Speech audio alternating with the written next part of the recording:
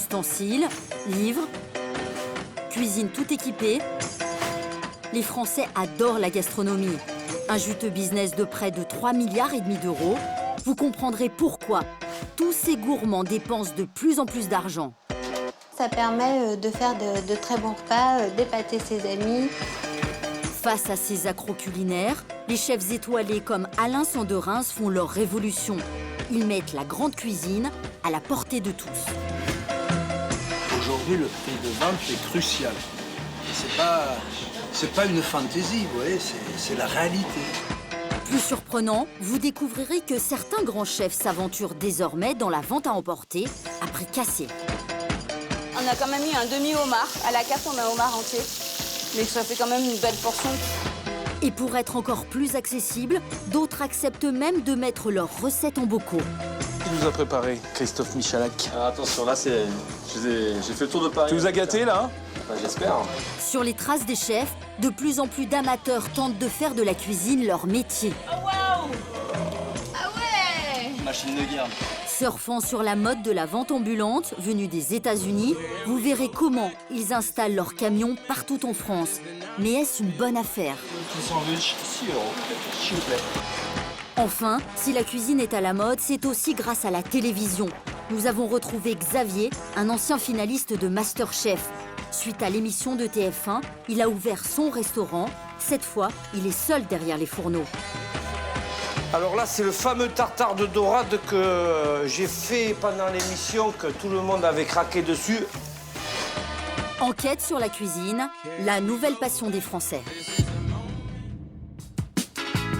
Preuve que les Français se passionnent pour la gastronomie, à Villepinte, en banlieue parisienne, la cuisine fait peau neuve. Ce salon est le plus grand d'Europe. Ici, les nouvelles stars, ce sont les ustensiles de cuisine. Les Français en sont fous. En 10 ans, le hall dédié aux arts de la table a doublé de volume. Robots ménagers, moules en tout genre, couteaux ou derniers gadgets culinaires à la mode, il y en a pour tous les goûts. Donc ça, c'est le petit côté ludique. Donc on a fait une boîte un peu sympa. L'ustensile a toute sa place parce que aujourd'hui, les gens reviennent à des valeurs, la cuisine à la maison, le partage. On cuisine en famille, avec les enfants, on reçoit à la maison, on a envie de préparer des choses sympathiques. Si l'endroit est réservé aux professionnels, il permet de humer les nouvelles tendances. Après les ustensiles pratiques, c'est maintenant l'heure de l'esthétique. Car montrer que l'on fait la cuisine est devenu un must. C'est un 3 en 1. Ici, vous pouvez cuire en version complètement fermée. Vous pouvez donc vous servir de ce produit-là comme d'une passoire et vous pouvez directement l'amener à table. Aujourd'hui, on ne conçoit pas de séparer le côté pratique du côté design et on a envie de nouvelles couleurs en fonction des tendances du moment. Le mot d'ordre, c'est le plaisir, l'esthétique, pour tout. Mais la cuisine a beau passionner les Français, elle n'échappe pas aux contraintes de la vie moderne.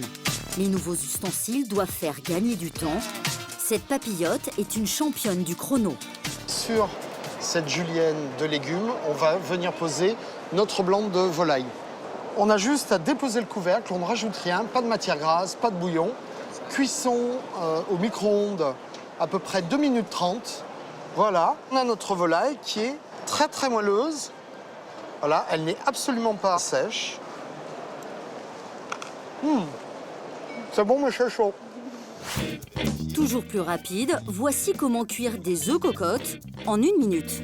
À partir du moment où j'ai mis tous les ingrédients dedans, j'ai à le mettre dans le micro-ondes.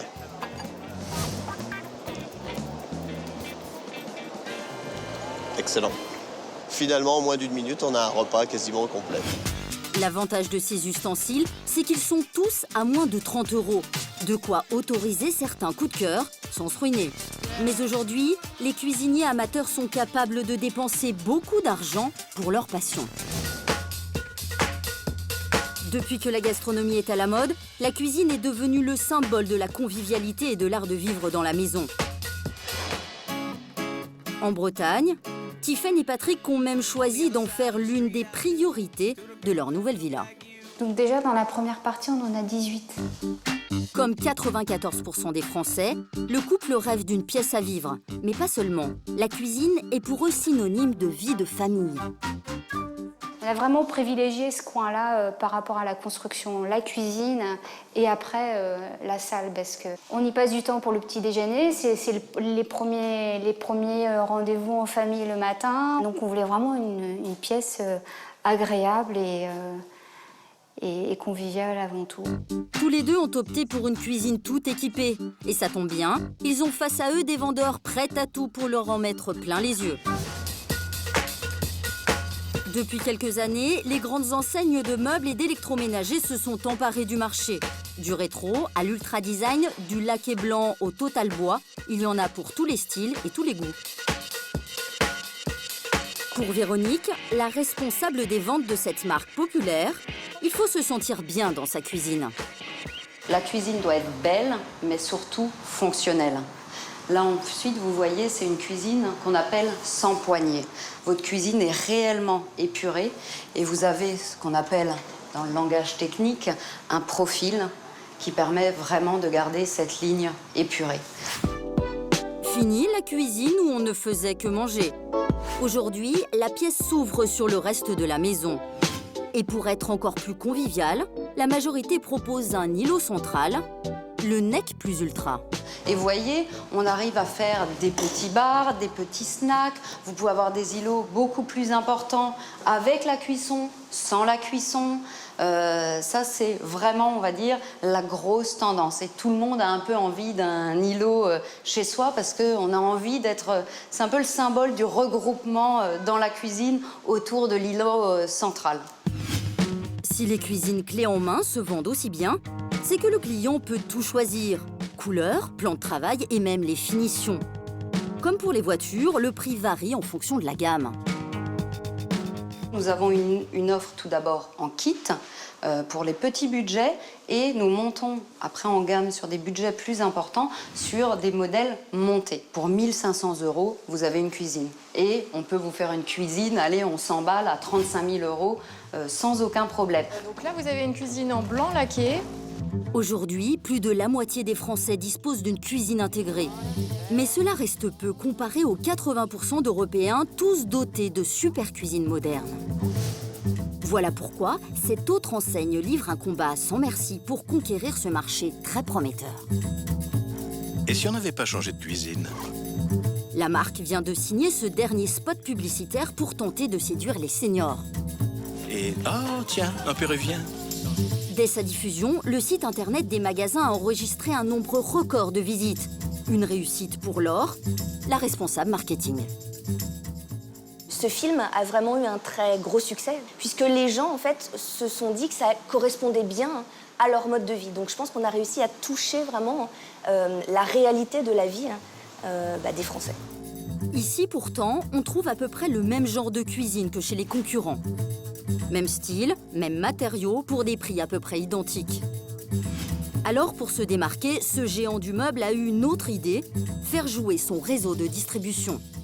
On a déjà 200 magasins, donc on a une couverture géographique qui est extrêmement forte. Il y a un magasin à moins de 20 minutes de chaque Français, donc c'est très pratique, il y a une vraie notion de proximité. Résultat, la marque est devenue rapidement l'un des leaders du secteur. Si la cuisine est tellement importante pour tous ces magasins, c'est qu'il y a des enjeux. Une fois qu'ils vous ont vendu les meubles, ils vont tout faire pour y ajouter leur électroménager. Mais les clients font-ils alors de bonnes affaires? Nous retrouvons Tiffaine et Patrick, le couple breton qui se fait construire une nouvelle maison. Pour réussir leur cuisine de rêve, ils ont choisi le numéro 1 de l'électroménager. Bonjour. Oui, et vous? Depuis 5 ans, la marque propose elle aussi des cuisines clés en main. Ce matin, Tiffaine et Patrick ont rendez-vous pour contrôler une dernière fois les mesures de leur future cuisine. Il n'y a pas grand-chose à modifier hein, sur l'aspect principal. Certains meubles à enlever, selon votre demande. Toutes les dimensions sont bonnes. Elles correspondent à la taille de la pièce et aussi à celle des appareils de cuisine. Comment alors ces vendeurs font-ils pour vous conseiller dans le choix de votre équipement? Ça dépend du besoin. Quand on a un four actuellement qui fonctionne très bien et le client ne veut pas le changer, on ne va pas forcer. Hein. Il faut aussi une certaine harmonie dans la cuisine. Donc, si ça fonctionne, ça fonctionne. S'il n'y a pas de raison de le changer, il n'y a pas de raison de le changer. Quoi. Selon lui, il ne pousse pas à l'achat. Pourtant, le couple s'est laissé séduire par ses propositions et les modèles du magasin. En principe, l'électroménager, on devait pas l'acheter à l'enseigne. Et puis au fur et à mesure, il nous a fait découvrir c'était les plaques bien spécifiques, la hotte bien spécifique. Frigo, four et plan de cuisson. On a pris les modèles qui nous convenaient. Pas tout à fait. En réalité, ces commerciaux semblent très doués pour vendre sans jamais forcer la main à leurs clients. Leur technique est bien rodée. Leur bureau est situé au beau milieu des cuisines tout équipées. Facile alors pour eux de séduire le maître à la main, le client avec les appareils électroménagers d'exposition. Au niveau des mesures, etc., ils ont vraiment tout ce qu'il faut. Ils connaissent bien leur modèle, étant donné que c'est la même enseigne. Donc voilà, quoi, ça s'est fait naturellement. Et naturellement, Tiffaine et Patrick ont dépensé plus qu'ils ne l'avaient imaginé. Au total, leur cuisine leur a coûté près de 14 000 €. Cette enseigne regorge d'idées pour booster ses ventes d'électroménager. Là, on va les aplatir un par un. Donc, comme ça. Et stop, on arrête. D'accord ? À l'entrée du magasin, le chef Christophe anime un atelier culinaire.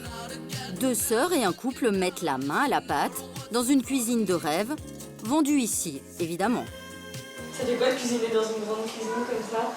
On se dit qu'on en achèterait peut-être une. Peut-être. C'est un bon moyen aussi de vendre son matériel, quoi. C'est vrai qu'un plan de travail comme ça, c'est le top, quoi. Moi, je me vois bien travailler sur un plan de cuisine comme ça. Cette année, près d'1 million de Français a poussé la porte d'un magasin de cuisine. Si le budget moyen de cet investissement s'élève à 5 000 €, certains n'hésitent plus à casser leur tirelire pour s'offrir un vrai fourneau de chef. Car en cuisine, la véritable star, c'est le piano de cuisson. Inventé en 1830, cette grande cuisinière multifonction n'a jamais été autant à la mode. Pourtant, au départ, à cause de son prix, le piano était réservé à une élite. Depuis 1908, cette entreprise familiale installée dans un quartier chic de Paris conçoit ses cuisinières haute couture. Et ne vous fiez pas à leur aspect rétro, ces fourneaux permettent de tout cuisiner. Pour Nicolas, c'est ce qui explique leur succès. On va pouvoir avoir des modules gaz, des modules électriques, des plaques coup de feu, des brûleurs, des teppanyaki. On va pouvoir aussi avoir des plaques à induction, on va pouvoir aussi avoir des modules wok. L'autre avantage, c'est qu'ici, les brûleurs comme les fours sont 3 fois plus puissants que n'importe quelle cuisinière traditionnelle. Et parfois, avec une technique imaginée il y a plus d'1 siècle. Le four dispose effectivement sur sa partie haute d'une forme de voûte qui va lui permettre donc naturellement une circulation de l'air à l'intérieur par convection naturelle, ce qui va procurer aux aliments une cuisson beaucoup plus savoureuse, beaucoup plus moelleuse. De quoi faire rêver n'importe quel amoureux de la gastronomie. Le problème, c'est que ce rêve coûte entre 10 000 et 70 000 €. Et même si la marque vient de lancer un modèle moins cher, à presque 5 000 €, cela reste inaccessible pour beaucoup. Pour trouver une explication à de tels tarifs, direction ce modeste atelier de la banlieue parisienne. Voici Alain, le chef d'atelier. C'est lui qui veille sur les secrets de fabrication de ces pianos hors normes. Ici, aucune pièce est en plastique, tout est en métal. Donc ici, on peut trouver des tôles cuivre, des tôles laiton, des tôles inox. Ce sont des matériaux qui ont effectivement un prix d'achat non négligeable. Mais ce qui coûte le plus cher, c'est que toutes ces tôles sont assemblées sur mesure et à la main. Il faut plus de 2 mois pour terminer un piano de cuisson et chaque fourneau est unique. Donc le client peut choisir sa couleur, peut choisir ses finitions, peut choisir la taille de sa cuisinière, la taille de ses meubles, le nombre. On peut dire qu'on peut réaliser tous les désirs de nos clients. Tout est possible, mais en petite quantité. Chaque année, seulement 2000 pianos sortent de ces ateliers. Et pour 80% d'entre eux, ils sont vendus à l'étranger. Celle-ci, par exemple, part aux États-Unis. Une autre part en Estonie. Pourtant, depuis quelques années, vous n'avez plus besoin d'être étranger et millionnaire pour vous offrir un piano. Même fonction, même aspect rétro, de nouvelles marques proposent aujourd'hui des pianos de cuisson à prix cassé. On peut même trouver ce genre de cuisinière à partir de 800 € dans des magasins d'électroménager. Passionnée de gastronomie, Clémence, 35 ans, ne se voyait pas cuisiner sans piano. Voici un an, elle a craqué pour un modèle avec 6 feux et 3 fours qu'elle a tout de même payé 2 000 €. C'est quand même un investissement. Après, on a préféré mettre plus dans le piano de cuisson que dans les meubles de cuisine, par exemple. Depuis qu'elle a goûté à son fourneau, Clémence ne s'imagine plus utiliser une cuisinière traditionnelle. À chaque repas, elle se prend pour un chef. Le four est déjà chaud, donc on met à peu près, on le met sur 150. L'avantage du piano de cuisson, c'est de pouvoir faire cuire différents aliments en même temps, tout en ayant des températures différentes. Au menu de ce midi, un tagine au poulet et en dessert, des cornes de gazelle. Avec son piano de cuisson, Clémence s'essaye souvent à de nouvelles recettes. Bonjour Clémence. Salut. Et c'est Camille qui va déguster ses spécialités marocaines. Ça sent bon. Alors, qu'est-ce que tu nous as fait pour ce midi? Alors, marocain. Ah, super. Clémence a beau épater ses amis avec ses talents culinaires, son piano de cuisson n'est pas le seul accessoire à donner envie de cuisiner. Il y a plus de 40 ans, déjà, des boîtes en plastique ont poussé les femmes à se mettre au fourneau. J'ai une réunion de Tupperware, mais j'aurai fini avant la sortie de l'école. Ces réunions, filmées dans ce spot publicitaire des années 70, ont fait le succès de cette marque qui, aujourd'hui, revient en force. Pourtant, dans les années 90, la marque manque de disparaître. Il faudra la détermination de son patron, Denis Gruet, pour renouveler cette gamme d'accessoires culinaires à grand renfort de matières innovantes et de couleurs flashy. Retour sur les premiers ustensiles qui ont voulu aider les Françaises à cuisiner. La marque est née aux États-Unis. Tupperware, c'est composé de 2 mots, Tupper et Ware. Tupper, parce que celui qui a mis au point les premiers Tupperware s'appelait Earl Tupper, un chimiste américain, et que Ware, en anglais, ça veut dire les marchandises. Donc Tupperware, c'était les produits de Monsieur Tupper. À cette époque, c'est la révolution dans le monde de l'électroménager.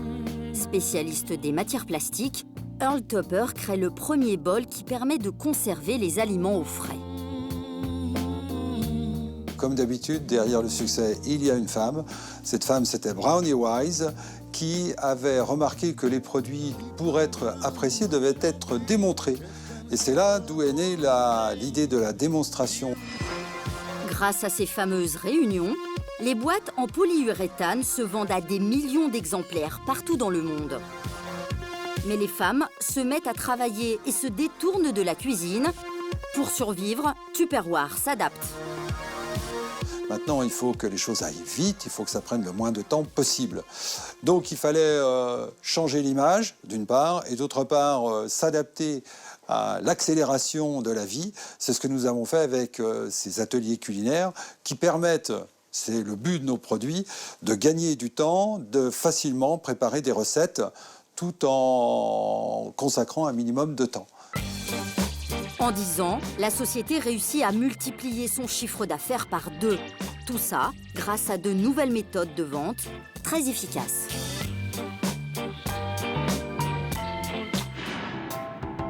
Nous sommes à Lorient, en Bretagne. À 22 ans, Caroline est vendeuse et prépare sa prochaine réunion à domicile. On va faire une recette de moelleux au chocolat. Le petit truc, elle ne se contente plus de présenter ses produits.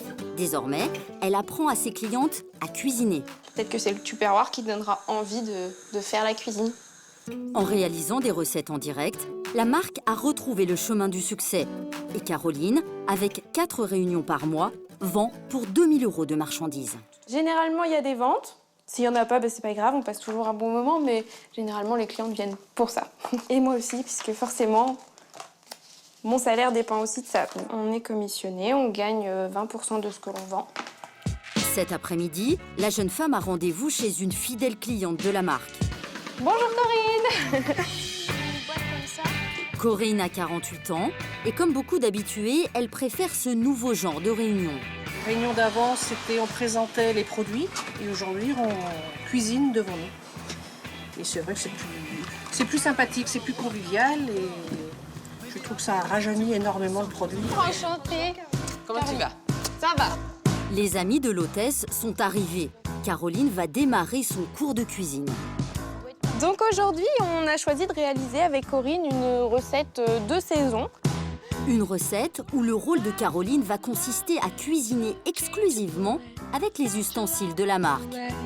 Les tabliers font aussi partie de la formule. Pour cela, on va utiliser l'Extra Chef. Donc je ne sais pas si vous connaissez l'Extra Chef. Un nom prometteur pour désigner le dernier né de la marque. Un robot manuel, vendu presque 90 €, que Caroline estime évidemment indispensable pour sa recette. Donc voilà, le résultat. Et elle enchaîne la promotion des ustensiles. Car la marque ne fabrique plus seulement des boîtes en plastique. Donc l'Empilo Déco, c'est cette petite chose-là. Empilo Déco, presse agrumes, couverts, tabliers, couteaux, les prix de tous ces produits oscillent entre 10 et 200 €. La méthode de présentation change, mais l'argument de vente est le même depuis 50 ans. Moi, je pars du principe que comme je suis convaincue par les produits, j'utilise uniquement cela en atelier. Il n'y a pas de raison de montrer autre chose, d'utiliser le couteau de cuisine de Madame Tout-le-Monde. Voilà, moi je vous montre le mien. C'est voilà, celui-là est super. Voilà. En plus, ces ustensiles sont désormais censés vous donner le talent d'un chef. La nouvelle stratégie fonctionne à merveille sur Madame Tout-le-Monde. Quand on voit les choses, c'est vrai, ça nous donne des idées pour faire des recettes. Et puis bon, même si quelquefois on a un budget à ne pas dépasser, on se dit lors d'une prochaine réunion, on pourra éventuellement compléter la gamme. J'ai choisi de prendre le set Empilo Déco parce que je trouvais ça sympa, la recette que Caroline a pu faire et pratique pour du salé, du sucré. Je vais vous débarrasser de vos tabliers, mesdames. Merci beaucoup d'avoir participé. Finalement, Caroline n'a pas réussi à vendre son super robot. Mais grâce à son cours de cuisine et à l'étendue de la gamme, elle n'a pas perdu sa journée. Et donc aujourd'hui, on a réalisé 431 € de vente. Une bonne affaire pour laquelle elle va empocher une commission de 80 €. Cerise sur le gâteau, l'une des participantes lui a demandé d'organiser une prochaine démonstration chez elle. Parmi les ustensiles de cuisine, il y en a qui remportent tous les suffrages. À lui seul, il représente 80% des ventes. Il s'agit du matériel de pâtisserie. Ici, les 3/4 des rayons y sont consacrés. Si les gâteaux sont à la mode, c'est que les recettes sont de plus en plus ludiques. Et en ce moment, la tendance est à la décoration. En anglais, le cake design. C'est la nouvelle grosse tendance du moment. Donc on prend le muffin de base, on va y mettre un glaçage dessus avec 3 petites billes, hop, ça se transforme en cupcake. Là, c'est du cake design. C'est de revisiter un petit peu, de décorer en fait son gâteau. Pour ça, il existe un maximum de petits accessoires. Ils rendront votre création culinaire inoubliable. Arômes, billes de sucre colorées, un vrai bonheur pour les cuisiniers de 7 à 77 ans. Il n'y a pas de client type, ça part vraiment du petit enfant qui a 5-6 ans et qui a envie de faire pour la première fois des cupcakes avec son papa ou sa maman et de la mamie qui garde les enfants et qui justement veut apprendre à en faire avec les enfants. On aime tous manger. Donc à partir du moment où on aime manger, on aime partager. Il y a un côté aussi convivial. On crée, on fait et on mange. Et ça marche. 10 pots de colorants à 4 € sont vendus ici toutes les heures. Si les amoureux de la pâtisserie continuent d'acheter des ustensiles, c'est que les fabricants ont trouvé une astuce. Ils multiplient les nouveaux desserts. Les derniers nés, les cake pop. Donc on va voir la préparation des cake pop. Et pour vous convaincre, rien ne vaut la démonstration en direct de Loïc. Alors pour cette préparation, nous allons avoir besoin d'une pâte classique, et donc insérée dans le moule. L'originalité de cette nouvelle recette made in États-Unis, c'est de transformer les gâteaux en sucettes. Un dessert que vous ne pouvez réaliser qu'en achetant beaucoup de nouveaux moules, évidemment. Si vous voulez faire des cake pops pour la première fois, donc ce que je vous conseille, le petit moule pour 20 €. Ensuite, pour 6 €, un fondant qui est coloré et aromatisé. Donc des petits cœurs pour 3,95. Donc là, on est à moins de 30 €. 30 € en attendant la prochaine pâtisserie à la mode qui vous fera acheter encore d'autres ustensiles. Les boules de gâteau sont prêtes, il n'y a plus qu'à les décorer. Hop, vous venez juste les mettre dessus. Donc. Et voilà le résultat. Et les gourmands n'ont pas fini de craquer. Pour vendre leurs ustensiles, les marques ont trouvé une nouvelle astuce, impliquer les blogueurs culinaires. Aujourd'hui, sur Internet, il existe plus de 5000 blogs spécialisés dans la cuisine. Certains peuvent atteindre 10 000 visites par jour. Mathilde a créé le sien voici 4 ans. Cette Parisienne de 35 ans vient de recevoir une machine à chips. C'est le nouvel ustensile de cuisine en vogue. C'est la marque qui me l'a fait parvenir. J'en avais entendu parler et donc du coup je suis hyper contente de l'avoir reçue, de pouvoir la tester à la maison. Mathilde n'a rien payé pour cette machine à chips. Le fabricant lui a envoyé gratuitement. Elle a toute liberté pour tester le résultat. Ce qui est intéressant, c'est que j'aime bien la matière en plastique parce que du coup, ça se range facilement, on n'a pas peur de le casser. La mandoline, elle prend pas trop de place non plus dans les tiroirs, donc c'est ça qui est important parce qu'au fur et à mesure, on accumule et donc du coup, il faut trouver de la place. Un premier bon point. Mais Mathilde a un autre critère bien plus important. Selon elle, un ustensile doit permettre de cuisiner sain. On va s'attaquer aux pommes, aux poires, aux carottes et aux pommes de terre.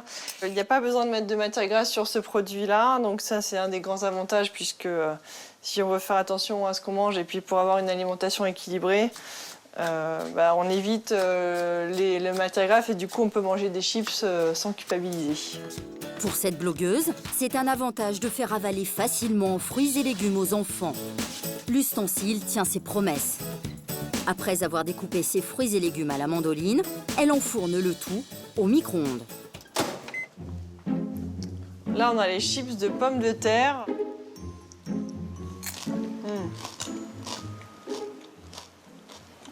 C'est très croustillant. On sent vraiment l'aspect de la chips. Visiblement, elle est séduite. Comme toujours, Mathilde testera cette nouveauté auprès de ses amis avant de le promouvoir sur son blog. La machine à chips pourrait bien être le succès de la saison.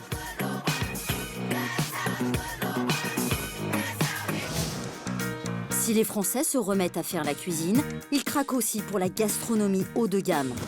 Les grands chefs français sont devenus des célébrités.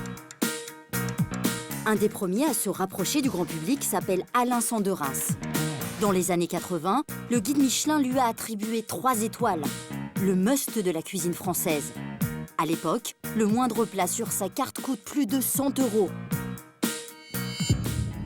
Mais le chef a l'âme d'un rebelle. En 2006, il fait sa révolution, il rend ses étoiles et casse les prix.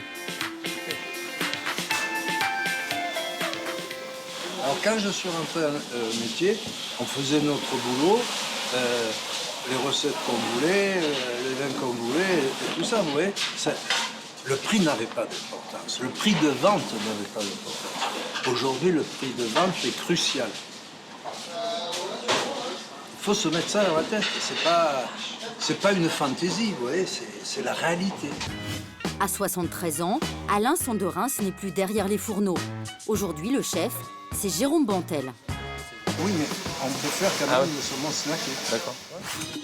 Et si Jérôme parvient à diminuer les additions, c'est qu'il a des fournisseurs comme Damien, des producteurs fidèles avec lesquels il travaille toute l'année. Déjà, c'est assez rare de venir choisir dans le camion. Hein. Très rare même. C'est très rare. C'est pas tout le monde. En tant que fournisseur, c'est le seul, quoi. L'objectif de Jérôme ce matin, dénicher des girolles bon marché. On est à combien là-dessus, là En prix, on va rester sur la même ou on descend au fur et à mesure? Ça va baisser gentiment, ça va pas lâcher du lest pour l'instant. En fonction de la saison et du climat, Damien indique au chef les meilleurs rapports qualité-prix. Tu vas quand même me mettre 3 colis. Ouais. Il va me dire, vas-y, tu peux mettre la girole sur la carte, il n'y a pas de problème. Ça suit, je connais un peu il connaît mon débit, ça fait 7 ans qu'on travaille ensemble.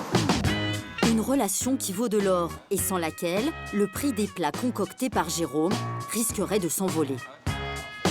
Si j'avais pas Damien, si j'avais pas ce contact direct, le fait de pouvoir parler avec quelqu'un qui s'y connaît et qui veut travailler avec moi sur l'année, paierait 2 fois le prix que je paye actuellement. 2 à 3 fois le prix. Ce matin, j'aurais commandé girolles ailleurs. Au lieu de les payer 17, j'aurais payé 30, voire 34. Fenouil, c'est en place ou pas? Pour réussir son pari, offrir une cuisine haut de gamme au meilleur prix, Jérôme a dû revoir ses recettes. Il utilise toujours des produits de luxe dans sa cuisine, mais avec plus de parcimonie qu'avant. On va prendre l'exemple de la côte de veau. Magnifique côte de veau de lait. On aurait mis des cèpes et on aurait mis de la truffe. Vous voyez ce que je veux dire? Donc 3 produits, déjà un prix de revient, c'est même pas la peine. On est à 45, voire on est à 60 € par personne. On aurait vendu 180 €. Mais maintenant, 180 €, ça passera pas. Là, je vais la vendre 110. Je vais pas mettre des cèpes, je vais mettre des girolles. Je vais pas rajouter la truffe. Quand je dis qu'on a diminué les coûts, c'est qu'on va pas, il n'y a pas de plat sur la carte où il y a 2 produits de luxe. Mais alors, le consommateur s'y retrouve-t-il? Pour le savoir, petit test. Nous avons demandé au chef Jérôme comment il préparait autrefois le canard Apicius, le plat qui a rendu célèbre son patron, Alain Sanderens. À première vue, la version 3 étoiles d'hier ressemble à la recette plus abordable d'aujourd'hui. Pourtant, côté cuisine, ça n'a rien à voir. Là, on est en train de faire le canard Apicius, le premier que M. Sanderens a mis en place dans les années 80. À l'époque, le canard était préparé à la main par un maître rôtisseur. Donc le canard, il est poché en amont, la veille, 24 heures avant. Ensuite, donc, on le colore sur toutes les faces. Là, j'ai besoin, dans ces cas-là, de quelqu'un qui sait cuire les culs, qui sait cuire correctement les canards. Si le client le veut rosé, il l'aura rosé. S'il le veut bien cuit, hein. Donc quelqu'un de professionnel. Plus possible aujourd'hui d'avoir un maître rôtisseur derrière chaque canard. Du coup, cet appareil a remplacé l'homme. On fait un bouillon avec des épices froids qu'on met dedans. Ensuite, on prend notre canard et on le met dedans. Et on fait tourner cet appareil. Et la machine se charge de tout. 2 heures plus tard, voilà le résultat. Un canard Apicius appétissant qui revient presque 2 fois moins cher. Aujourd'hui, le canard Apicius version 2010 qu'on a modifié est à 160 €. Il est servi pour 2. Il ne peut pas être servi à l'unité, il est servi que pour 2. Et avant, il était à 280 pour 2 aussi, avec les cuisses. Avec les cuisses, mais ce n'est tout de même pas donné. On y va, ça va être froid, s'il vous plaît. On y va. Moment de vérité. Nous avons fait appel à un critique gastronomique, Éric Roux. Il va déguster à l'aveugle les 2 canards, en commençant par la dernière version de l'Apicius. Je goûte. Hein. Déjà au niveau de la... Ça a l'air d'être extrêmement tendre. La consistance est assez extraordinaire. Hein. En fait, là, on a quelque chose... C'est une consistance qu'on ne connaît pas. Ouais. C'est-à-dire que c'est pas saignant, tout en étant toujours assez cru, et quand même avec une notion de cuit. C'est ça qui est compliqué. Cette version plus abordable ravit les papilles du gastronome professionnel. Cela semble rassurer Alain Sanderens. Pourtant, quand Éric Roux s'attaque à la version étoilée... C'est extraordinaire, ça. Là, on sent quelque chose qui a été rôti, qui a été travaillé, où il y a la main du cuisinier avec une science complexe qui est je poche, je parfume, je cuis, je juge. Vous savez, il y a un geste qui est extraordinaire chez les cuisiniers, c'est quand ils touchent la matière. Quand ils font quelque chose, un cuisinier, il compte pas le temps, il touche le plat. Là, on sent qu'il a touché le plat. Sans le savoir, simplement au goût, Éric a reconnu le plat cuit par le rôtisseur. Et cela, Alain Sanderens ne l'avait pas prévu. L'ancienne est peut-être mieux que le nouveau. Pour diminuer les additions, Alain Sanderens a pris le risque de bousculer tous les codes des restaurants de luxe. Et vous allez voir comment, côté salle, il a aussi réduit les dépenses. Evantia est l'épouse d'Alain Sanderens. voyez, une serviette de travers. C'est pas grand-chose, mais c'est moins bien. Aujourd'hui, elle est à la retraite, mais elle a supervisé tous ces changements. Les tables, qui avant étaient des tables classiques nappées. Là, il n'y a plus de nappage du tout. Par contre, on a fait faire des tables en corian. Une matière transparente qui a permis d'illuminer les tables. Résultat, plus de fleurs ni de nappes et plus de 2000 € économisés par semaine. Il n'y a pas que la déco qui a été épurée, le personnel a lui aussi diminué. Il y avait 5 sommeliers, par exemple, alors que maintenant, il n'y en a plus que 2,5. Ces transformations ont permis de ramener les additions de 300 à 150 €. Mais cela a surtout permis au restaurant de s'ouvrir à une nouvelle clientèle. En nous alignant au prix que nous pratiquons maintenant, on a des clients qui passaient devant et qui aiment la nourriture, qui n'étaient jamais venus parce qu'il fallait une cravate et une veste. Et c'est pas leur truc. Et depuis qu'on n'exige plus ça, eh ben, ils viennent régulièrement et plusieurs fois par semaine parfois. La stratégie d'Alain Sanderin a payé. L'établissement est même plus rentable qu'à l'époque de ses 3 étoiles. Mais aujourd'hui, les chefs étoilés ne se contentent plus uniquement de baisser leurs tarifs. Certains rivalisent d'imagination et se lancent même dans la vente à emporter. Comme ici, à Pont de l'Isère, un restaurant 1 étoile installé au bord de la Nationale 7. Le décor, la carte du chef Michel Chabran et ses prix n'ont pas dissuadé ce jeune homme qui semble revenir de la plage de passer commande. C'est la première fois même que je rentre ici, donc je suis un petit peu impressionné et donc voilà, je vais voir. S'il a osé passer la porte de ce grand restaurant, ce n'est pas pour y déjeuner, mais pour acheter des plats à emporter. C'est l'idée inédite du chef qui veut inciter les non-initiés à découvrir sa cuisine. Donc c'est 2 lottes, 2 lottes, un homard et une épaule. Tout se prépare ici, dans la cuisine du restaurant gastronomique, sous la houlette de Sandrine. Allez, on dresse là. Tout en train de dresser là-bas les entrées. Pour les plats à emporter, Sandrine a une obsession, qu'ils soient identiques à ceux proposés à la carte du restaurant. Ça se réchauffe très bien. Après, la présentation dans une barquette, c'est assez limité. Mais le goût est là et les produits sont là. Et ça, c'est très important. Sandrine a une astuce pour vendre ses plats de chef à des prix abordables. Les portions sont divisées par 2 par rapport à la carte du restaurant. On a mis un demi-homard. Sinon, au drive, ça allait faire trop cher. Donc on a quand même mis un demi-homard. À la carte, on met un homard entier. Mais ça fait quand même une belle portion quoi, pour drive avec des légumes, des pâtes et tout ça. C'est déjà pas mal. Au drive, on le vend 29 € et là, on le vend 65 € à la carte. À ce compte-là, le homard devient presque bon marché. Et cela vaut pour tous les plats de la carte. Alors, je veux les desserts. Foie gras, pintade, homard, sablé à la poire. Le jeune homme s'est offert un déjeuner de roi pour 4 à 30 € par personne. En venant ici, j'ai payé à peu près le même prix que des sushis, par exemple, que j'ai l'habitude de commander. Et au final, j'en ai le même prix. Je mange dans un restaurant, des plats d'un restaurant gastronomique. Entrée, plat, dessert, j'ai même du homard, donc j'espère que l'expérience sera bonne, mais il n'y a pas de raison, quoi. Voilà, monsieur, c'est prêt. Parfait. Voilà. Écoutez, merci beaucoup. Voilà, alors là, vous avez le froid. D'accord. Et les plats. Avec la musette.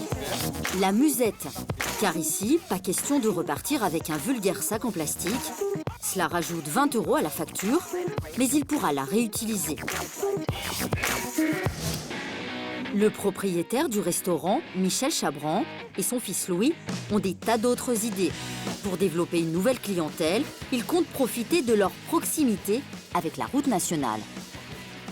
On va créer un espace le long de la Nationale 7 où les voitures pourront venir se garer ici. Il n'y aura même peut-être pas besoin de descendre la voiture. Vous ouvrez la fenêtre, vous partez avec la sacoche, on vous donne 2-3 indications, vous reprenez la Nationale 7 et vous allez pique-niquer sous les premiers peupliers ou sur l'aire de repos de l'autoroute. Voilà.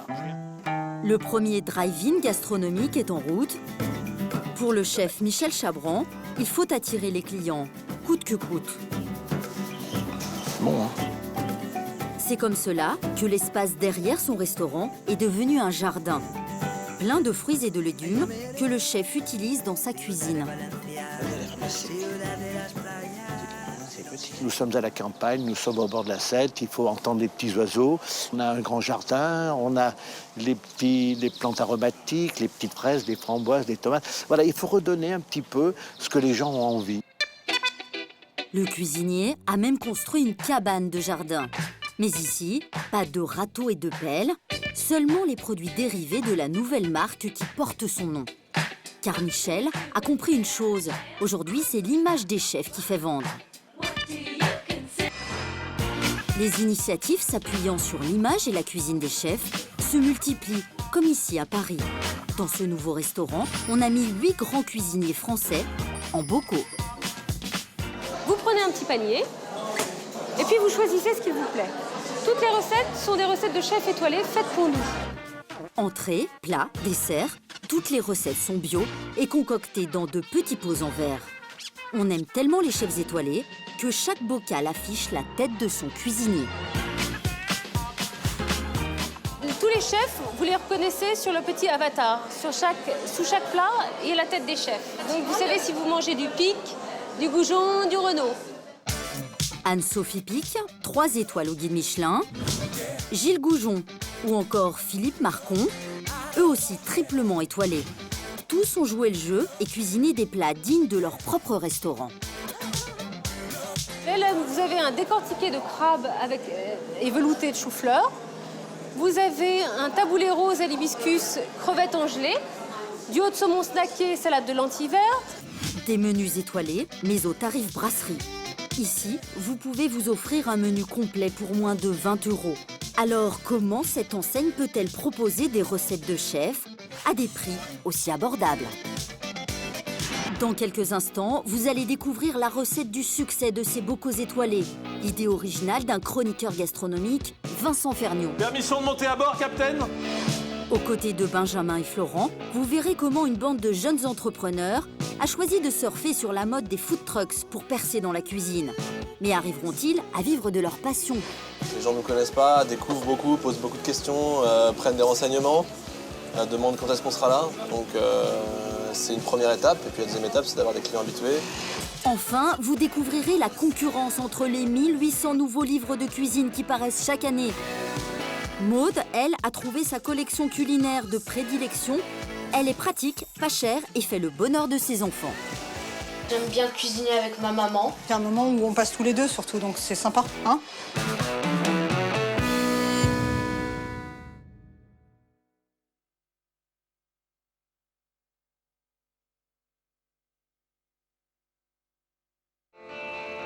Nous sommes à Montreuil, en région parisienne. Voici où se cachent les secrets de fabrication des nouveaux menus étoilés mis en bocaux. Et celui qui est à l'origine de tout, c'est lui. Permission de monter à bord, Capitaine? Oui. Chroniqueur gastronomique à la télévision et à la radio, Vincent Ferniaud est l'ami des chefs. C'est grâce à leur confiance qu'il s'est lancé dans cette aventure, voici 2 ans. Hein, chez nous, on n'achète pas des préparations toutes faites. Tout est cuisiné ici, tout est préparé ici. Le secret de Vincent, c'est ça. Une dizaine de commis et de cuisiniers qui reproduisent chaque jour les recettes des chefs. Voilà comment on réussit à déguster des plats étoilés sans en payer le prix. En revanche, Vincent n'a pas le droit à l'erreur. Quand on travaille avec des chefs aussi étoilés que les nôtres, on est obligé d'être extrêmement strict sur le process, sur la recette. Elles sont difficiles à mettre au point, surtout pour faire des grandes quantités. Donc on ne peut pas jouer sur les quantités, on ne peut pas saler à vue. On demande à nos cuisiniers et à nos pâtissiers de respecter vraiment à la lettre les fiches techniques. Alors là, on rentre dans le sein des saints. Le point chaud, la cuisine. Autre astuce, le journaliste demande à ses chefs de ne cuisiner que des produits de saison. Cela permet de renouveler régulièrement la carte, mais aussi de baisser le coût de fabrication des bocaux. Ils savent qu'ils doivent rendre des recettes 3 mois avant la saison. C'est le temps du développement, de refaire les recettes et de commander les produits, de calculer les coûts de production. Pour Vincent, toute la difficulté est alors de convaincre ses chefs d'élaborer de la grande cuisine sans utiliser de produits haut de gamme. Mais pour ça aussi, il a trouvé une parade. Je leur ai envoyé ce que j'appelle la charte de cuisine. La charte de cuisine, c'est un peu les tables de la loi des bocaux. Et dedans, il est rappelé qu'il y a un coût matière à respecter pour les entrées, pour les plats, pour les desserts, et à ne pas dépasser. Ceux qui sont les plus sérieux le font. Gilles Goujon, par exemple, qui est vraiment un chef MOF, 3 étoiles, il a du mal avec les goûts. Parfois, il m'envoie des produits, je lui dis, mais Gilles, jamais ça passera, tu me mets du turbo. Il dit, ouais, bon, on va le faire avec un poisson moins cher, avec du merlan. Mais donc, selon les chefs et leur personnalité, le dialogue est extrêmement différent. Une chaîne néanmoins bien rodée. Tous les jours, les 3 restaurants parisiens de Vincent reçoivent 2500 nouveaux bocaux. Parmi eux, ce sont les desserts qui remportent le plus de succès. Là, c'est un peu un royaume dans l'Empire, un endroit à part, la pâtisserie. Pour ce royaume, Vincent a notamment sollicité le champion du monde 2005 de pâtisserie, Christophe Michalak, l'un des chefs les plus médiatisés du moment. Une recette de ce roi des gâteaux, c'est l'assurance de plaire. Mimi, il y a Christophe qui nous rend visite. Comment ça va, Mimi? Ça va bien? Bon, je suis ravi de vous revoir, là. Alors, tenez, qu'est-ce qu'il nous a préparé, Christophe Michalak? Alors, attention, là, j'ai fait le tour de Paris. Tu nous as gâtés, là? Aujourd'hui, Christophe Michalak vient justement proposer à Vincent et à Mimi un nouveau dessert pour la carte de l'automne. On est en pleine saison de la poire. Ouais. J'ai travaillé des cubes de poire émincés, une poire William, bio bien évidemment, légèrement citronnée, un peu de citron jaune. J'ai lié le tout, j'ai versé ça dans mon bocal. Et en fait, le sirop d'érable, lorsqu'il est réduit, il a un goût entre le caramel, le café et la réglisse. Ah mais moi j'adore. Hein. Ouais, j'aime bien ça. Tu sais toujours qu'on essaie d'adapter à nos contraintes à nous, en bocaux. Ouais. Mais c'est pas grand-chose. C'est ça que tu vas me dire, c'est le sirop qui est trop liquide, hein, c'est ça? Bah, oui. La recette du chef Michalak plaît à Vincent, mais impossible de la mettre en bocal. Ensemble, les 2 hommes réfléchissent à comment l'adapter. Moi j'aimerais bien qu'on ait une strate bien nette. Tu vois? Alors, on pourrait, il faudrait que je retravaille la formule. Il faudrait que je gélifie légèrement, alors plutôt avec une texture à l'agar. Son idée, utiliser l'agar-agar, un gélifiant, pour épaissir et conditionner plus facilement le sirop d'érable. Mimi, je vais apporter le tout à l'ébullition rapidement. Christophe passe le flambeau à la chef pâtissière. C'est à elle maintenant de réaliser la recette. Et voilà le résultat. Ne reste plus qu'à goûter. J'adore. Et pour moi, c'est vraiment l'automne avant l'heure. Hein. Ben ouais. Poire et érable, bien joué. Vous avez pu refaire ça à votre façon? Oui, puis on va être quand même assez raisonnable, même si le sirop d'érable, c'est un produit assez cher, il n'y en a pas énormément. La poire, on va être en pleine saison. Pour moi, c'est un dessert top. Une gourmandise à la poire acceptée à l'unanimité. Sans doute le nouveau succès de la carte d'automne. Pour Christophe Michalak, ce serait une bonne nouvelle. Comme tous les chefs, il est rémunéré en fonction des ventes de ses bocaux. Mais pour l'instant, on ne gagne pas beaucoup de sous. Hein. On est même plutôt un peu dans le rouge. Vous payez même pas vos chefs? Si, on paye nos chefs. On paye nos chefs qui ont accepté de recevoir une sorte de royalty, en fait, hein, de redevance sur la vente des bocaux. Beaucoup, avec leur image et leur nom, auraient pu dire moi, il me faut un droit d'entrée, prendre un forfait, etc. Et ils ont tous joué le jeu de dire bah non, jouons le jeu des bocaux. Si ma recette se vend, alors j'en bénéficierai. Et nous, ça nous convient très bien comme ça. Depuis le lancement de ce concept, les 3 restaurants ne désemplissent pas. La grande cuisine à moins de 20 €, l'idée plaît aux Français, toujours à l'affût de nouveautés. C'est pas des choses qu'on a l'habitude de manger traditionnellement, quoi. Que ce soit, il y en a une d'entre nous qui a pris de la menthe avec des courgettes, avec voilà. Donc le mélange, il y avait une recette aussi avec un parmentier de veau, avec du confit de prune, voilà. C'est des associations qui interpellent parce qu'on n'a pas l'habitude. Enfin, moi j'aime bien les noms, par exemple. Bah, déjà le fait de profiter d'un soyeux de chocolat blanc, ça fait mieux que la brasserie avec mousse chocolat. Et une fois la découverte passée, on peut s'adonner à un petit jeu. Reconnaître le cuisinier, auteur du plat que l'on vient de déguster. Alors je ne connais pas le cuisinier, qui est Jean-Michel Laurin. Donc je chercherai sur internet. Et je regarderai dans quel restaurant il est. Cette notoriété grandissante des chefs, le succès de leur cuisine a eu une conséquence inévitable. Les Français n'ont jamais été aussi nombreux à se lancer dans le business de la cuisine.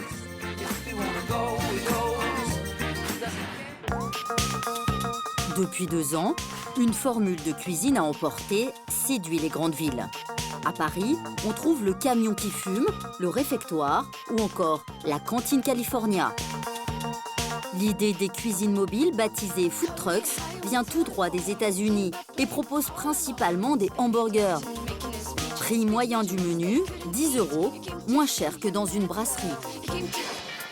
Si ces camions ont encore du mal à obtenir les autorisations municipales pour s'installer, cela n'a pas découragé Benjamin de se lancer dans l'aventure. Ils sont beaux ces pains. Cet ancien ingénieur urbaniste de 32 ans a créé son food truck avec son frère et 2 amis il y a 6 mois. Pour se démarquer de la concurrence, eux ont délaissé Paris. Leur camion, ils l'ont garé en banlieue, à Montreuil. Les gens nous regardaient en disant mais pourquoi vous voulez venir chez nous quoi? Et c'est absurde, ouais. Et c'est là où on leur a expliqué non, vos quartiers sont pas pourris, ils sont dépourvus de commerce, on peut être un maillon économique aussi local. Pour être différent, Benjamin ne s'est pas contenté de franchir le périphérique parisien. À la place de l'habituel hamburger des food trucks, avec Florent, ils ont choisi une recette bien française. Je prends un sandwich au poulet et je prends l'accompagnement chou rouge. D'accord. Au total, 4 types de sandwichs vendus 6 €. Florent, le seul cuisinier de la bande, a parié sur du sandwich, certes, mais du sandwich haut de gamme, 100% maison. Je vais commencer la recette avec de la mayo maison que j'ai fait ce matin. Je mets un peu de coriandre sur le dessus, quelques tranches d'avocat sur le dessous. Ben voilà, des produits frais, des bonnes recettes et un bon pain. On fait tous les sandwichs à la minute, donc s'il y a un ingrédient qui ne vous revient pas, on peut l'enlever. S'il y en a un autre qui vous plaît dans un autre sandwich, on vous le met. Même si les ingrédients sont de qualité, cela revient toujours moins cher qu'un hamburger. Et c'est comme cela que l'équipe espère rentrer dans ses frais. Au revoir. Sur un sandwich qui est à 6 €, 2,10 €, 2,20 € de matières premières, on rajoute au moins 20 centimes, je crois, de packaging global. À cela, il faut rajouter le personnel. La formule paraît rentable. Pourtant, Benjamin et ses associés doivent vendre beaucoup de sandwichs s'ils veulent vivre de leur nouvelle passion. Et ce midi, ce n'est pas le cas. On aimerait faire, aujourd'hui, 70 couverts. Je dois être à peu près à 30 couverts pour l'instant, donc c'est vrai qu'on est arrivé ici, ça fait 1 mois et demi, donc les gens ne nous connaissent pas, découvrent beaucoup, posent beaucoup de questions, prennent des renseignements, demandent quand est-ce qu'on sera là. Donc c'est une première étape, et puis la deuxième étape, c'est d'avoir des clients habitués. Aujourd'hui, les garçons perdent de l'argent. Mais l'équipe ne cède pas à la panique. Ils pourraient augmenter leur prix. Pour l'instant, ils s'y refusent. Un sandwich tout simple à 8 €, ça passerait pas. Enfin, ça passerait, hein, on pourrait le mettre, mais personne ne l'achèterait, quoi. Depuis le début, Benjamin fait tout pour gagner de l'argent avec la vente à emporter. En attendant que ce camion trouve sa clientèle, lui et sa bande se sont lancés un nouveau pari. Aujourd'hui, c'est un grand jour. Toute l'équipe attend le 2e camion qu'elle vient d'acheter. C'est quoi ce truc de ouf? Ça a l'air possible. Avez-vous? Ça a l'air fou. Mais non! Il est énorme! Au siège de l'entreprise, qui leur sert de garage, Florent le cuisinier et les autres sont fébriles. Jusqu'à présent, ils n'ont vu le camion que sur catalogue. Oh waouh! Voilà. Ah ouais! Machine de guerre. Une machine de guerre payée au prix fort, 75 000 €, alors que le premier food truck n'en avait coûté que 15 000. À l'époque, l'équipe avait pu mettre la main à la poche. Cette fois, il a fallu faire un prêt. Trop cool. Oh là là là là là là. Ah ouais, ça c'est de la cuisine. L'aménagement hyper performant leur donne un gros avantage. Ça permet de cuisiner plus vite. Le food truck devrait donc être rapidement rentable. Donc pas déçu alors? Ah non, agréablement surpris. On va pouvoir envoyer quelque chose en quantité, en qualité, ça va être bien. Pour se donner encore plus de chance, l'équipe a renoncé à la cuisine française. Avec ce nouveau camion, ils ne réaliseront que des recettes vietnamiennes. Il y a la mode asiatique qui effectivement est très présente dans la gastronomie française en ce moment. Et que c'est adaptable aussi au camion, à la manière de travailler dans un camion. Toute la cuisine n'est pas adaptable, on ne peut pas faire de la cuisine de restaurant assise, c'est de la cuisine de rue. Donc effectivement, l'Asie, pour la cuisine de rue, c'est le meilleur. Une cuisine tendance et surtout qui ne revient pas cher, car on peut tout préparer à l'avance. Mais toutes ces nouvelles idées suffiront-elles à l'équipe pour réussir son projet de restauration? Qui c'est qui veut venir faire des bobounes dimanche? Pour sa nouvelle formule, le food truck s'est installé dans un autre quartier populaire. Cette fois, c'est au pied d'immeubles de bureaux dans le 18e arrondissement de Paris. Une zone passante et gratuite. Une chose rare dans la capitale. T'as mis la marinade? Au menu de Flavien et Hélène, 2 recettes vietnamiennes. Des banh mi, sandwich vendu 6 € et des salades complètes appelées boboon à 8 €. Première bonne nouvelle, la cuisine asiatique semble attirer les gens du quartier. Non, le bac de menthe, il est où? Il était juste là, je crois. Il est là. Salade, épices, contrairement au sandwich, tout est prêt d'avance. C'est l'avantage des recettes asiatiques et un bon moyen d'en vendre plus. Les ingrédients sont aussi moins chers que les produits gourmets du terroir. Cette fois, tout est réuni pour que ça marche. Hélas, Hélène et Flavien ne maîtrisent pas encore bien leur nouveau camion. Il y a un problème avec le gaz. Un imprévu qui pourrait ruiner leur premier service, alors même que les clients commencent à faire la queue. Je peux pas cuire de viande pour le moment. Problème. Gros problème. Faut vite que je trouve la solution, effectivement. Sans quoi, le camion pourrait bien retourner au garage. Mais heureusement. La stratégie de l'équipe a payé. Les clients viennent des bureaux environnants et apprécient tous l'originalité de ce food truck asiatique. C'est la première fois que je vois qu'ils font des boules. Ouais, je connaissais pas. Et alors, t'en penses quoi? C'est sympa, hein. C'est frais, c'est bon. En général, les boubounes, donc je crois que c'est une bonne idée. Et puis dans ce quartier, en plus, où on n'a quasiment rien autour. C'est bon, c'est chaud, c'est rapide. Voilà, et c'est en bas du boulot. Et c'est surtout en bas du boulot, ouais. La nouveauté de la cuisine, l'emplacement, cette fois, la formule est bonne. Ah oui, ça marche très bien, on est content. On doit faire 30-40 couverts aujourd'hui. Donc pour des débuts, c'est très bien. En espérant faire 80 bientôt, voire 120. Alors que l'équipe pense avoir trouvé son business model, l'ennemi des food trucks fait son apparition, la pluie. On aurait préféré avoir des oiseaux qui gazouillent, hein, être dans un champ de pâquerettes. Malgré l'averse, les bobounes et les banh mi se sont vendus comme des petits pains. Mais vous allez voir comment les nouveaux cuisiniers vont encore peaufiner leur projet pour réussir à se mettre totalement à l'abri. Un château en Bourgogne à quelques kilomètres d'Auxerre. Tous ceux qui sont attablés dans le jardin sont les invités d'un mariage qui a eu lieu ici, la veille. Et ce midi pour déjeuner, surprise, c'est food truck. Vous prendre votre commande. Alors, je peux faire un Magnus et un Tilde. Dans la cuisine du château, nous retrouvons Benjamin, l'ex-ingénieur urbaniste, reconverti en cuisinier. On fait la garniture dessus et tout, on les envoie et on les coupe quand on les envoie. On n'avait pas prévu de faire à la base des prestations de traiteurs. C'est un peu tombé comme ça. On a beaucoup de demandes. Assez étrangement, c'est qu'on a plus de demandes de prestations de traiteurs que de gens qui veulent qu'on vienne dans leur bureau, etc. Loin d'être déçus, Benjamin et ses associés ont trouvé un nouveau débouché pour leur food truck. Hormis quelques entrées supplémentaires, ils proposent les mêmes sandwichs que dans la rue, avec cette fois l'assurance de les vendre. Économiquement, c'est intéressant. On a exactement le nombre de couverts. Du coup, on sait exactement ce qu'on va faire, les chiffres qu'on va faire. On sait ce qu'on va acheter, on sait avec quoi on va rentrer. Et le food truck, symbole par excellence de la gastronomie urbaine, semble faire merveille dans les jardins de Bourgogne.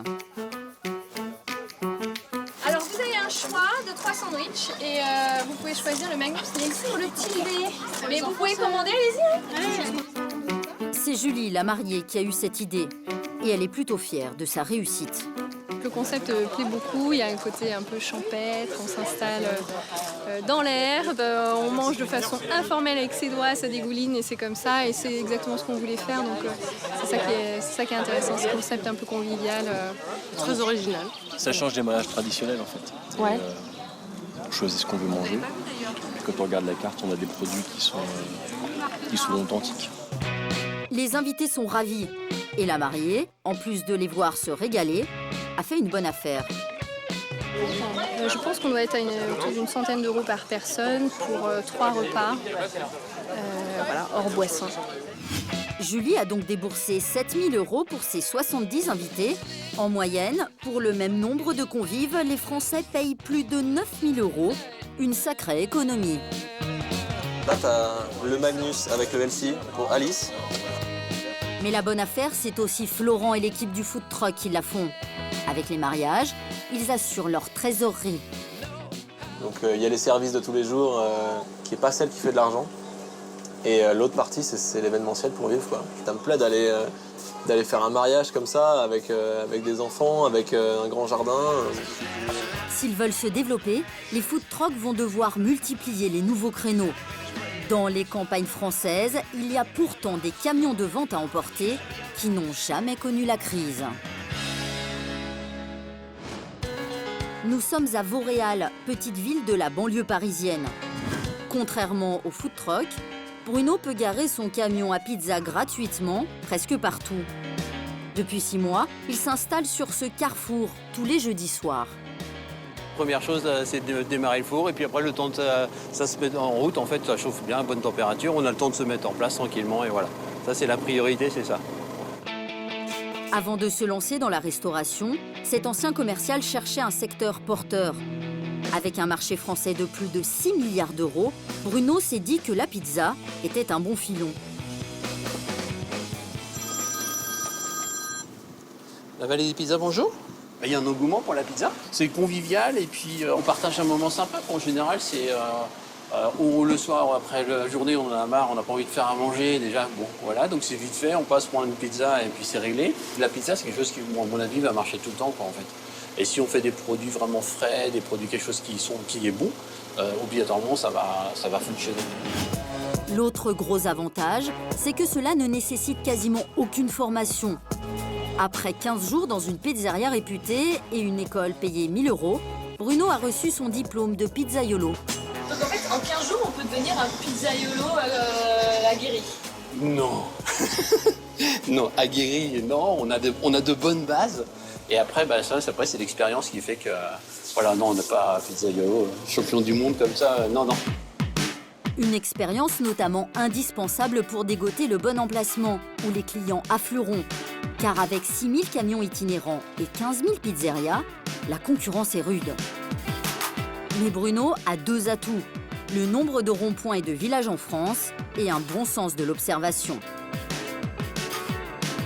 J'ai pris mes décisions sur les emplacements par rapport, en étudiant le secteur.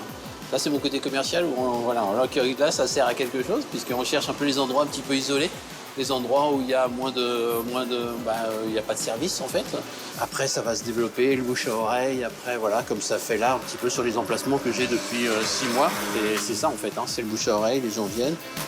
Et pour fidéliser la clientèle, Bruno a aussi des techniques bien à lui. Le pizzaiolo chouchoute ses clients avec de petits cadeaux. Petit rosé offert, voilà. De quoi faire de vous un habitué et un gros consommateur de pizza. 4 pizzas achetées et j'offre un rosé, une bouteille de rosé, quoi. Voilà. Et un bon rosé, tant qu'à faire par rapport à un truc qui coûte pas cher et qui donne justement un petit rosé, voilà. Pourtant, Bruno n'a pas de souci à se faire pour les clients. Les Français restent les premiers consommateurs de pizza en Europe, 10 kilos par an et par personne, 2 fois plus que les Italiens. Jeudi ? Ouais. Jeudi ? Oui, monsieur. Attention. Si cet engouement ne se dément pas, c'est certainement à cause du prix. Moins de 10 € pour un menu complet, la pizza affiche le meilleur rapport qualité-prix de tous les plats à emporter. J'ai tablé sur une pizza à un prix moyen, en fait. Je suis entre 9 et 10 €, donc c'est à peu près le prix moyen sur lequel il faut tabler. Mais c'est surtout pour les finances de Bruno que la pizza est une reine. Avec une pâte faite d'eau et de farine, très peu de garniture, son coût de revient est dérisoire. 1 euro, entre 1 euro et 1,50 €, on va dire. Bien plus rentable que les hamburgers, les sandwichs et même les recettes asiatiques. À chaque pizza vendue, presque 9 € tombent dans la poche de Bruno. Mais une fois ses charges payées, le pizzaiolo doit vendre une quarantaine de pizzas par soir s'il veut gagner 2 000 € par mois. Et cela en travaillant 6 jours sur 7. Un business pas si juteux, pourtant Bruno ne regrette rien. Pour moi, par rapport à mon travail de commercial avant, ça n'a rien à voir, quoi. Je gagnais plus ma vie avant, mais j'étais stressé, j'étais pas bien dans ma peau, voilà. Que là, aujourd'hui, je suis super bien dans ma peau, c'est impeccable, je le sens. Comme Bruno, de plus en plus de Français professionnels ou amateurs trouvent dans la cuisine un moyen de se ressourcer. Et ça fait les affaires des éditeurs. Avec 13 millions de ventes chaque année, les livres de cuisine font recette. Du manuel pratique à l'univers des chefs, des plats du terroir aux cuisines du monde entier, en tout plus de 1800 ouvrages nouveaux chaque année. L'un des secrets de leur réussite, ces photos qui rendent les plats beaux et donnent envie de passer au fourneau. Et ça, c'est le travail d'Alain Cast, l'un des meilleurs photographes culinaires du moment.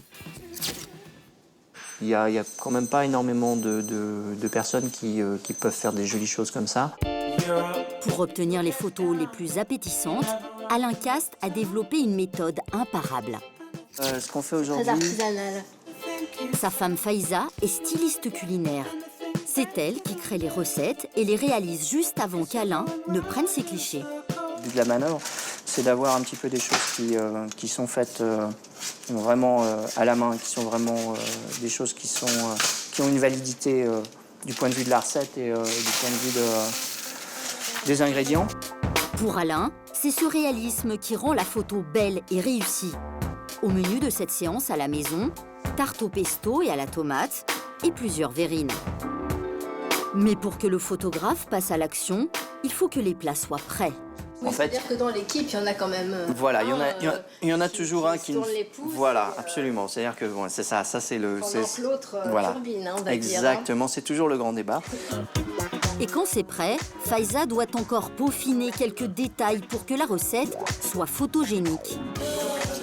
Alors là, je fais mon petit casting d'herbes et c'est pas facile parce que les feuilles, elles sont toutes oxydées. Une petite touche déco, le meilleur angle, la bonne lumière. Une photo culinaire ne supporte pas l'imperfection. C'est pas de la triche, c'est juste que je modifie un tout petit peu l'angle pour me faciliter les choses.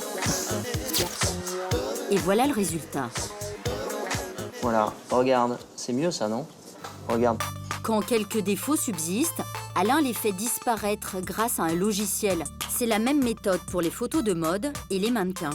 C'est un point noir qui se comprend pas, que je vais faire disparaître parce qu'il n'a rien à faire sur le concombre. Hop. Mais contrairement à la mode, Alain et Faiza, eux, ont un gros avantage. Ils peuvent déguster après chaque séance. Bon, hein. Moi, j'ai une recette validée, ça se dit. Hein. Mais au-delà de l'esthétique, si les livres gastronomiques marchent, c'est qu'ils rendent la cuisine accessible à tous. Énorme succès depuis 2011, cette collection de petits livres propose de réaliser des recettes avec des produits alimentaires du quotidien. Résultat, plus de 3 millions d'exemplaires vendus tous les ans. Maud est accro à cette collection. Elle craque pour son concept, très simple, et son petit prix, 3,50 € le livre. Par exemple, il y a les confitures Bonne Maman, il y a le lait concentré sucré, il y a Spéculoos. Et moi, ils me donnent tous envie, honnêtement, je crois que je les ai à peu près tous de toutes les collections. Un produit de base aimé par tous et décliné en 30 propositions, loin des livres de cuisine élitistes. Voilà pourquoi ces recettes faciles et rapides plaisent aux mères de famille comme Maud. C'est très bien expliqué parce qu'il y a vraiment le temps de cuisson, le temps de préparation, le temps de cuisson et tout. Et en général, c'est pas très long et ça permet vraiment de cuisiner avec les enfants. Les mercredis, ça occupe. Par rapport à des grands livres de cuisine qui sont moins maniables pour les petits, je trouve qu'ils sont plus ludiques. Les photos donnent vraiment envie aux enfants.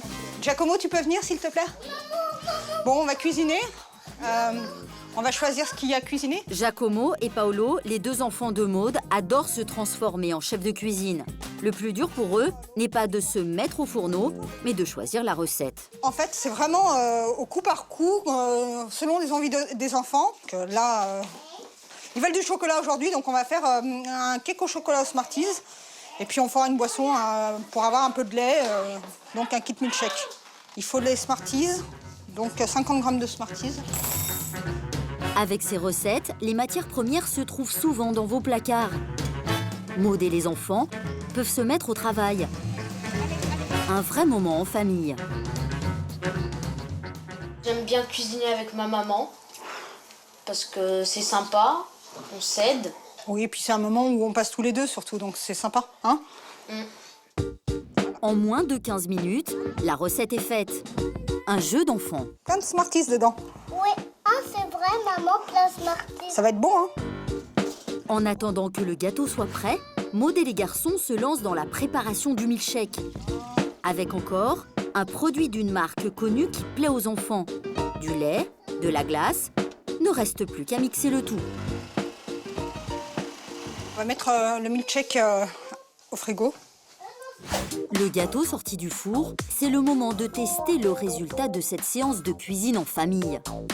Même Caroline, la grande fille de Maude, a décidé de se joindre au goûter. Tu prends le goûter avec nous? Allez. Allez, hop, c'est parti. Ce dessert a coûté moins de 4 €. C'est pas cher, c'est bon, et les recettes sont tellement simples que Maude ne les a jamais ratées. Qu'est-ce que t'en penses alors? Il est bon. Il est bien moelleux, il est bien chocolaté et ça donne les petits Smarties donnent du craquant, c'est parfait, je trouve. On va essayer de recommencer très vite, hein? En se mettant à la portée de tous, la cuisine n'a jamais été aussi conviviale. Et si la gastronomie remporte un tel succès dans les familles, c'est aussi grâce à la télévision. Alors je vais partir sur des mini tartelettes au citron. Voici MasterChef, l'une des plus célèbres émissions de cuisine du petit écran. Cette compétition entre apprentis chefs est devenue un rendez-vous incontournable. En 2011, près de 6 millions de téléspectateurs assistent à la grande finale et font la connaissance de Xavier. J'ai fait une petite nage avec la cardamone, la vanille. Encore nage de fruits? Une nage de fruits. Ce coiffeur de 42 ans n'a alors qu'un seul rêve, lâcher ses ciseaux et se consacrer à la cuisine. En réalité, Xavier n'a pas gagné cette année-là. Mais il n'a pas renoncé à sa passion pour autant. Grâce à MasterChef, il a même réussi à ouvrir son restaurant. Dans quelques instants, vous allez découvrir comment Xavier est passé du rêve à la réalité. On a fait un petit jus à la myrtille. Et vous verrez que cet ancien coiffeur est en train de réussir sa reconversion. Là, il a parlé comme un chef, avec un dialogue de chef.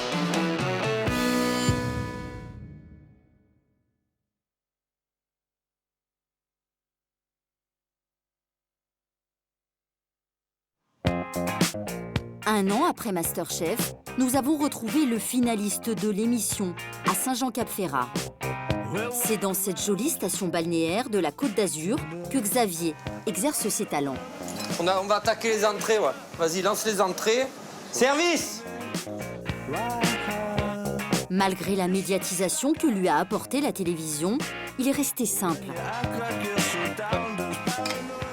J'ai pas envie qu'on se retrouve, comment dire, vraiment brigade de grande cuisine. Il faut qu'il y ait de la convivialité, un peu d'humour et de rigolade pour que les services se passent bien. Des fois, je gueule, ça arrive. Ça arrive. Surtout quand il est au milieu, celui-là. Là. Allez, oh, t'as fini? C'est un chef sympa ou pas? Attention à ce que tu dis, parce qu'autrement, je te paye pas. Non, il est super sympa, il aime bien rigoler. C'est un bon vivant. La même bonne humeur qui avait séduit le public et le jury de MasterChef. L'émission a été un vrai déclic pour développer ses talents culinaires. Je crée beaucoup plus de recettes qu'avant. Il fallait automatiquement que je prenne un livre. Maintenant, je prends des livres quand je fais vraiment quelque chose de spécial. Pour réussir, Xavier a décidé de mettre sur sa carte les plats de sa région. ceux qu'il aimait déjà préparer dans MasterChef. On a mis le pain bagna parce que c'est un plat typique de la Côte d'Azur. 95% de la carte, c'est du frais. Mais depuis la fin de l'émission, Xavier a aussi découvert la vraie vie d'un restaurateur. Il n'y a pas assez de gingembre là. Et il a dû apprendre comment trouver les meilleurs produits au meilleur prix. Service! 7 h du matin, Xavier vient faire son marché chez Laurent, son principal fournisseur.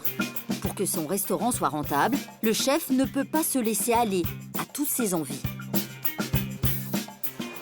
Oh, les groseilles, 7 €? Oui, c'est ça aujourd'hui. Xavier est obligé de penser autant au goût de ses futurs plats qu'à leur coût de revient.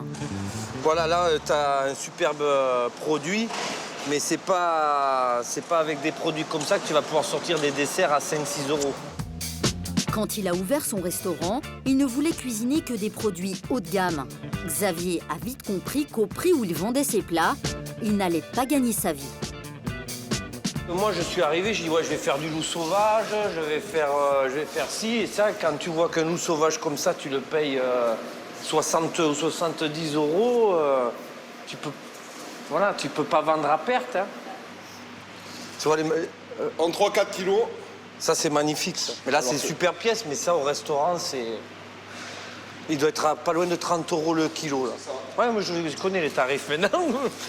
30 € le kilo, ça fait déjà... La pièce coûte déjà 120 € hors taxe. Sans l'avoir travaillé, sans rien. Alors, pour réussir, Xavier s'est adapté. Aujourd'hui, il choisit d'acheter de la dorade, un poisson vendu à 15 € le kilo, soit 2 fois moins cher que le loup. Tu vois des langoustes comme ça à la carte, je roule en Porsche, hein, je te le dis. Hein. Désormais, chef de sa cuisine comme de son affaire, Xavier assume toutes les responsabilités. Heureusement, il peut compter sur le soutien de ses fournisseurs. Déjà, voilà, j'ai peut-être un peu des avantages aussi sur la marchandise. Des prix un peu plus compétitifs que tous. Ils essayent de faire le maximum pour que je réussisse. Il y a une autre personne qui l'encourage. Elle tient le salon de coiffure dans lequel il a travaillé pendant 25 ans. Bonjour. Bonjour. Voici Elisabeth, la mère de Xavier.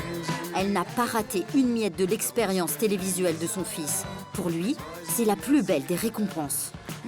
C'était son rêve. Ah, moi, il y a un truc, je suis content d'avoir fait MasterChef. Pour que ma mère, une fois, me félicite. C'est la première fois que ma mère me disait bravo. Même que je sais qu'elle le pensait des fois quand je faisais des autres trucs, mais c'est pas quelqu'un de très expressif. Xavier entend bien rester chef le plus longtemps possible. Et pour attirer de nouveaux clients, il a décidé de renouveler sa carte. Si le succès lui sourit, c'est aussi que l'ancien coiffeur a su bien s'entourer. Dans son aventure, il s'est associé à Florent. Ce financier a constaté au fil des mois les progrès du jeune restaurateur. Je pense là où il a fait un bond énorme en avance, c'est dans la gestion. La gestion de la cuisine, la gestion des commandes. Alors ça, je ne vais pas dire le contraire parce que c'est moi qui ai fait les comptes. Et là-dessus, je lui tire mon chapeau parce que voilà, en un an, je pense qu'il a réussi à faire ce que d'autres peuvent mettre plusieurs années. Voyez. Et il a très bien compris maintenant voilà, la réalisation de plats en fonction d'un coût. Pour goûter ces dernières nouveautés, Xavier a invité quelques amis.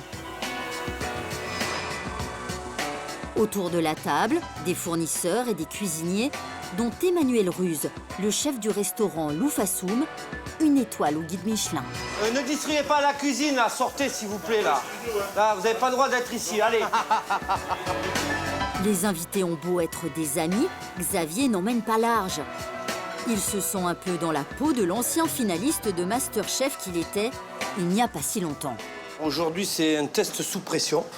Très grand test sous pression.